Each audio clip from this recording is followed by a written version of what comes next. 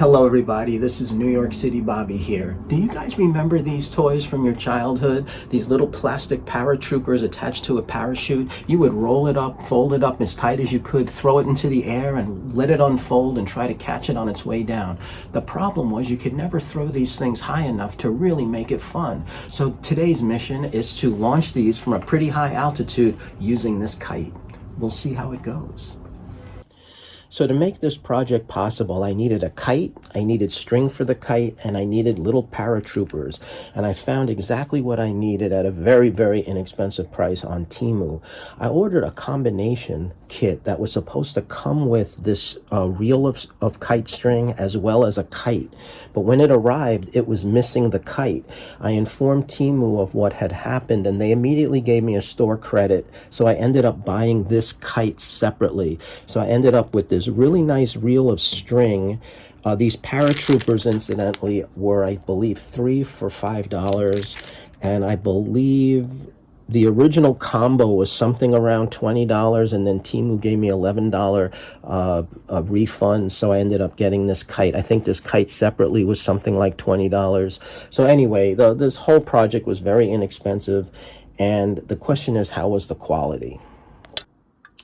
I don't have a lot of experience with kites, although at one point in my life I did fool around with those Indian fighter kites, which are a lot of fun. And I used to have something called a halo, which was basically a ring like this for winding up the string, but it didn't have this mechanism in it. So this mechanism, I guess if you're right-handed, you put your hand in here, and then there's this little handle in here which lets, and this thing is riding on a bearing, kind of like a Lazy Susan bearing, and it lets you reel up the string pretty efficiently. And then when you're finished reeling it up, you can pop that handle in. And this thing is actually pretty sweet, I have to admit. One of the things I was really concerned with was the string goes through this metal piece that has a hole in it, and I was really scared that the string would eventually get worn down by the sharp edges of this hole. But I got to admit, to the manufacturer's credit, the way this thing is designed, the metal is kind of peened in there and it's very smooth. There's no sharp edges at all on this, so I haven't had any problems with that at all. The only problem I have had is this snap swivel. You never know what's going to fail when you buy stuff that's not that high quality, but like the snap swivel is basically a safety pin, and it flips into this little, I don't know if the camera will see it, but there's this little metal piece here that it flips into, and it's bending. This thing actually opened up, so this hook doesn't really lock very well. But other than that, this little spool is pretty sweet, I have to admit. Then I got the kite. Now, when I received the kite, I did notice there was a little bit of damage here on the bag, which I honestly don't care at all about. So let me just tell you, I thought this kite's very beautiful and it flies really well, and I thought it was in otherwise perfect condition, and I was very happy with the quality. But I will show you one thing I finally found out that wasn't too good about it.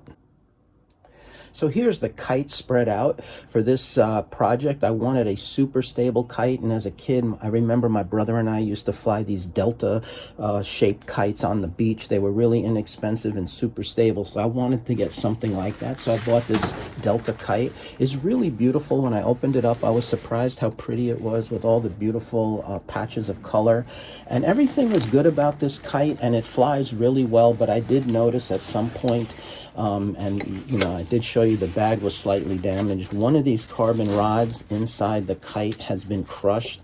You can't really tell because it's inside the kite here, but if you feel this with your fingers, you can see that this carbon rod got somewhat crushed, and it seems like the damage is about the last foot of this. You can see how flexible this is compared to the other one. The other one is much stiffer, and also maybe not that obvious, but anyway, the damage isn't so bad. It still flies really well. The kite only takes a matter of 30-40 seconds literally to put together. You put these two carbon rods in it and it's ready to go. So everything is good. Meanwhile, the little parachute guys came, and this is what they do. Rather than run string from the parachute to the connection point down here, they've opted for this netting, which must make manufacturing a lot easier. I don't know how much air will flow through this net, so I'm a little bit doubtful as to how great a parachute this is. However, strings always do tend to get tangled up, so maybe the net will have some advantages. We'll see when we actually test it. So I made this little contraption that I'm going to hang from the kite. It's just basically a cardboard tube that I made. Has a little servo mounted on this side here, which controls a door on the bottom. And there's the receiver and a little AAA battery pack. And in there is the parachute man. It's wired to this switch of this beautiful transmitter here. And when I flick it, it should open the door and the parachute guy should come out. And look, that's been a problem. That sucker won't come out. Anyway, let's try this again. Okay, I think I finally figured out how to fold up the parachuter or the paratrooper so he won't get stuck when the door opens. So let's just try this again. Yeah, he comes out.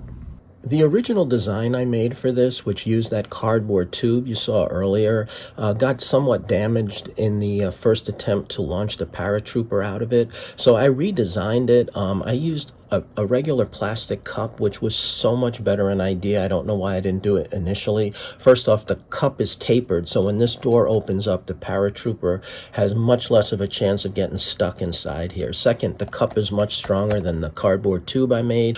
I glued these foam blocks onto the cup, and they hold the servo on one side and the receiver on the other. I don't know if you can see, there's a bamboo skewer that goes through this blue foam so that the rubber band that's holding the receiver attaches nicely to that bamboo skewer, and it's really secure.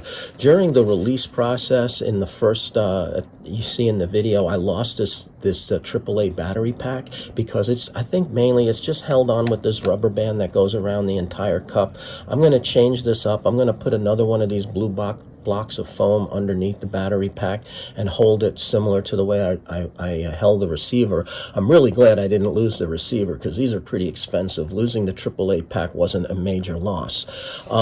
Anyway, there's also much less friction between the parachute and the plastic cup than there was with this cardboard tube I made. So this design is so much better. And, you know, again, when you release the servo or open up the door, the parachuter comes right out now, no problem. It's never going to hang up. So much improved design. Plastic cup was the way to go.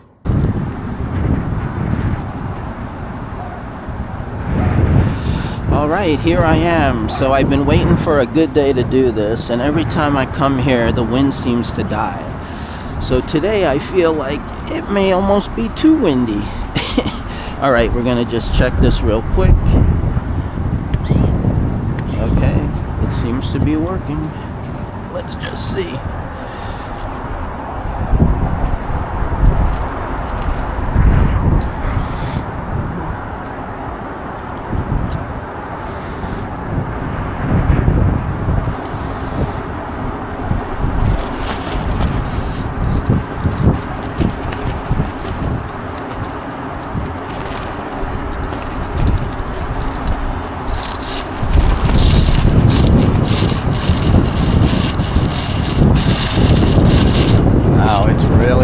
Today. All right, so this is going to be the first attempt at launching it. 3, 2, 1. Uh-oh. It opened up. I can see it, but it's not dropping out. Oh, there it goes. There it goes. Oh my God. That thing is going far away. I don't know if my camera can pick this up. Whoa. Whoa. Wow.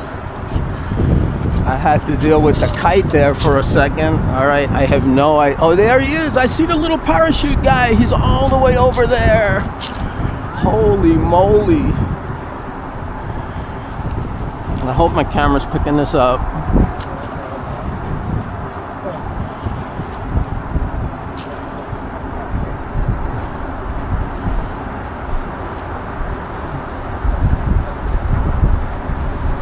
You can see it. Uh-oh, it's going.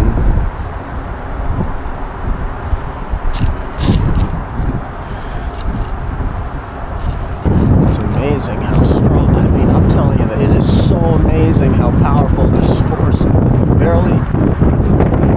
barely reeled this thing in. It's like when the wind lets up. It's just like fighting a fish. When the wind lets up, I can reel it in. Whoa. Uh-oh, uh-oh, uh-oh. That was a little crazy. All right, bringing it in, bringing it in. I'm telling you, it's almost too friggin' windy.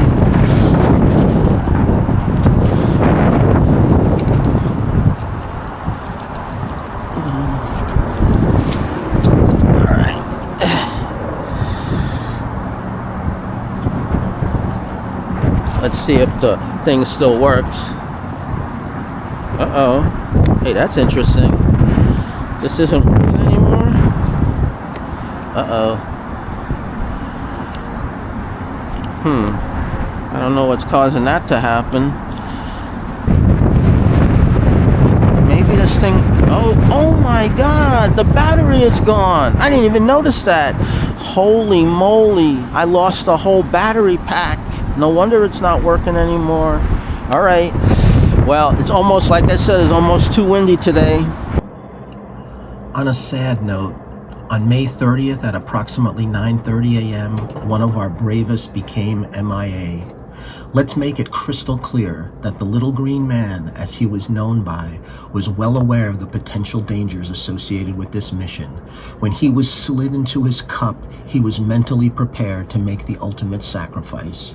Right now, it is believed that somewhere around 63rd Street and 10th Avenue, perhaps stuck on some rooftop or maybe in a tree, the little green man may still be alive. He may only have cost $1.75. But his contribution to this mission will never be forgotten. We can only hope for his eventual return.